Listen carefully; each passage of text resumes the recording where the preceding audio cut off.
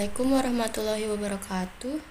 Perkenalkan, nama saya Firsa Rizky Safira dengan NIM 9620222032. Saya berasal dari kelas 1 PKD 2. Di sini saya akan menjelaskan kegiatan 13, yaitu pengawasan dan perancangan pengawasan. Mata kuliah pengantar manajemen. Pertama adalah pengertian pengawasan. Pengawasan adalah fungsi manajemen yang tidak kalah pentingnya dalam suatu organisasi, di mana peran dari personal yang sudah memiliki tugas, wewenang, dan menjalankan pelaksanaannya perlu dilakukan agar berjalan sesuai dengan tujuan, visi, misi perusahaan.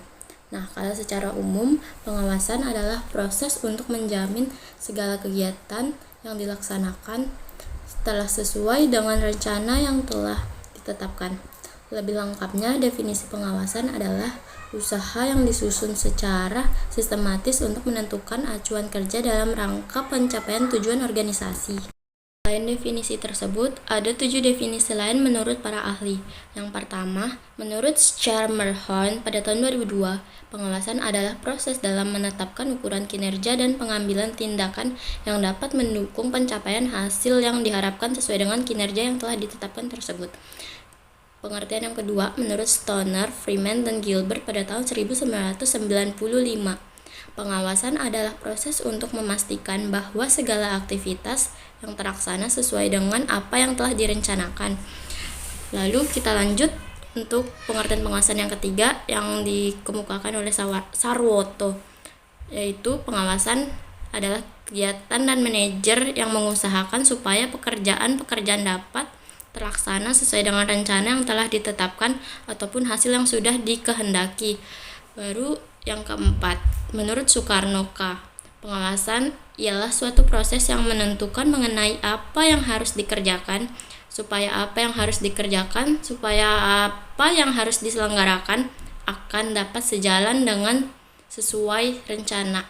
Ada 3 ahli lainnya yang mengemukakan tentang pengawasan. Yang pertama, SP Siagian. Menurut SP Siagian, pengawasan merupakan sebuah proses pengamatan pelaksanaan dari seluruh kegiatan organisasi untuk dapat menjamin supaya seluruh pekerjaan yang sedang dilakukan dapat sesuai dengan rencana yang telah sudah ditentukan sebelumnya.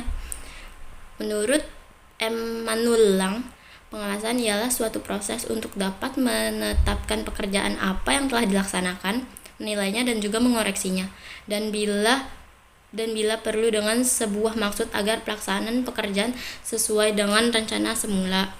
Yang ketiga, menurut Henry Fayol. Menurut Henry Fayol, pengawasan ialah terdiri dari pengujian apakah seluruh sesuatu telah berlangsung sesuai dengan rencana yang sudah ditentukan dengan instruksi yang sudah digariskan. Nah, itu tadi ada 7 menurut para ahli mengenai pengawasan. Berapa gejala yang memerlukan pengawasan itu bertujuan agar organisasi dapat tercapai. Nah, itu ada beberapa. Jadi yang pertama, terjadinya penurunan pendapatan atau profit, namun tidak jelas faktor tersebut apa. Yang kedua, penurunan kualitas layanan, teridentifikasi melalui adanya keluhan pelanggan. Yang ketiga, ketidakpuasan pegawai, teridentifikasi dari adanya keluhan pegawai, produktivitas kerja yang menurun, dan lain sebagainya. Lalu berkurangnya kas perusahaan, selanjutnya banyaknya pegawai atau pekerjaan yang menganggur, tidak terorganisasinya setiap pekerjaan dengan baik, biaya yang melebihi dari anggaran, yang terakhir adanya penghamburan dan inefisiensi. Tujuan dari fungsi pengawasan itu ada 6. Yang pertama, adaptasi lingkungan. Tujuan pertama dari fungsi pengawasan adalah agar perusahaan dapat terus beradaptasi dengan perubahan yang terjadi di lingkungan perusahaan, baik internal maupun perubahan yang bersifat eksternal. Sebagai contoh, ketika teknologi informasi dan komputer belum secanggih saat ini, kualifikasi minimum tenaga kerja di sebuah perusahaan barangkali hanya dibatasi pada kemampuan mengetik atau kualifikasi pendidikan minimum seperti SMU dan lain-lain. Dalam hal ini, perusahaan perlu menyesuaikan diri dalam penggunaan tenaga kerjanya. Yang kedua, meminimalkan kegagalan. Tujuan dari fungsi pengawasan merupakan meminimalkan kegagalan. Dalam suatu operasi perusahaan, tentu kegagalan sangat berpeluang untuk terjadi, seperti contoh karyawan ketika tidak ada yang mengawasi akan bekerja asal-asalan, tidak serius, dan hal-hal lainnya dapat merugikan perusahaan. Yang ketiga, meminimalkan biaya. Fungsi selanjutnya dari fungsi pengawasan adalah meminimalkan biaya. Seperti yang dicontohkan di atas, ketika perusahaan menerima kegagalan sebanyak 1000 unit, tentu perusahaan akan mengeluarkan biaya yang terbuang dengan sia-sia. Yang keempat, mengantisipasi kompleksitas dari organisasi. Tujuan terakhir dari fungsi pengawasan adalah agar perusahaan dapat mengantisipasi berbagai kegiatan organisasi yang kompleks. Kompleksitas tersebut dari mulai pengelolaan terhadap produk, tenaga kerja, hingga berbagai prosedur yang terkait dengan manajemen organisasi. Yang kelima, kebutuhan manajer untuk mendelegasikan wewenang. Bila manajer mendelegasikan wewenang kepada bawahannya, tanggung jawab atasan itu sendiri tidak berkurang. Yang keenam atau yang terakhir, menilai informasi dan mengambil tindakan koreksi. Langkah terakhir adalah pembandingan penunjuk dengan standar, penentuan apakah tindakan koreksi perlu diambil, dan kemudian pengambilan tindakan. Yang perlu mendapatkan pengawasan itu ada 4. Yang pertama, bidang sumber daya manusia. Yang kedua, bagian informasi. Yang ketiga, bagian keuangan. Dan terakhir, bagian pemasaran. Yang pertama, yaitu bidang sumber daya manusia. Pengawasan dalam bidang sumber daya manusia meliputi hal-hal berikut, yaitu penerapan Employee Discipline System, adanya career path atau jalur karir, dan pemahaman manajer atas motivasi, kepuasan, serta gaya kepemimpinan yang diterapkan. Yang kedua, bagian informasi. Pengawasan dalam bidang informasi meliputi hal-hal berikut, yaitu penggunaan teknologi komputer dan teknologi informasi, dan penerapan sistem informasi manajemen. Yang ketiga, bagian keuangan. Pengawasan dalam bagian keuangan dalam meliputi hal-hal berikut, yaitu analisis laporan keuangan atau dengan nama lain financial statement analysis, manajemen cash atau cash management, dan pengelolaan biaya atau cost control.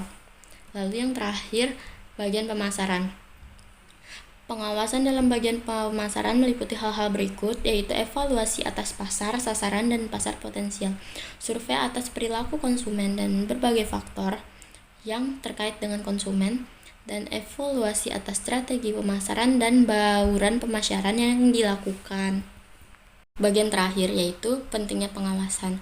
Mengapa pentingnya pengawasan? Suatu organisasi akan berjalan dan terus semakin kompleks dari waktu ke waktu.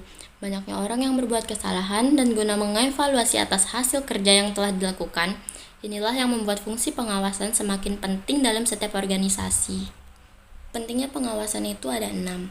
Yang pertama, perubahan lingkungan organisasi. Berbagai perubahan lingkungan organisasi terjadi terus-menerus dan tak dapat dihindari, seperti munculnya motivasi inovasi produk dan pesaing baru. Yang kedua, peningkatan kompleksitas organisasi. Semakin besar organisasi, makin memerlukan pengawasan yang lebih formal dan hati-hati. Berbagai jenis produk harus diawasi untuk menjamin kualitas dan profitabilitas tetap terjaga. Yang ketiga, meminimalisasikan tingginya kesalahan-kesalahan. Bila para bawahan tidak membuat kesalahan, manajer dapat secara sederhana melakukan fungsi pengawasan. Kebutuhan manajer untuk mendelegasikan wewenang. Bila manajer mendelegasikan wewenang kepada bawahannya, tanggung jawab atasan itu sendiri tidak akan berkurang. Yang kelima, komunikasi. Manajer perlu melakukan pengawasan untuk memastikan bahwa komunikasi yang terjalin dalam organisasi atau perusahaan berjalan dengan lancar tanpa adanya hambatan. Yang keenam, menilai informasi dan mengambil tindakan koreksi. Langkah terakhir adalah pembandingan penunjuk dengan standar, penentuan apakah tindakan koreksi perlu diambil, dan kemudian pengambilan tindakan. Mungkin hanya segitu yang dapat saya sampaikan, kurang lebihnya mohon maaf. Sekian, terima kasih. Wassalamualaikum warahmatullahi wabarakatuh.